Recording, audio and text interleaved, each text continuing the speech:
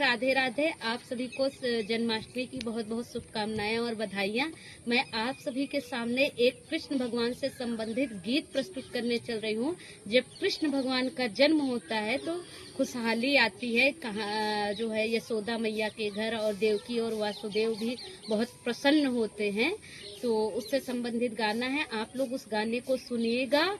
आप लोग को मेरा गीत पसंद आए तो आप लोग मेरे चैनल ऋतुजा अवधी लोकगीत को लाइक करिएगा, सब्सक्राइब करिएगा और शेयर करिएगा और कमेंट करके बताइएगा कि आप लोग को मेरा गाना कैसा लगा। धन्यवाद। जन्मे है कृष्ण कन्हैया, यशोदा घर बाजई बधैया। जन्मे है कृष्ण कन्हैया, यशोदा घर बाजई बधैया।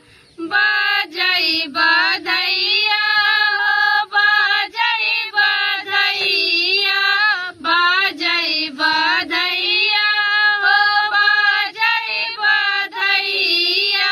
आए हैं जन के रचैया, यशोदा घर बाजई बधैया।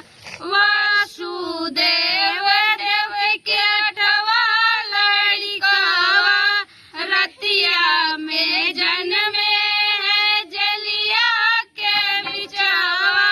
जन्मे है कृष्ण कन्हैया, यशोदा घर बाजई बधैया। जन्मे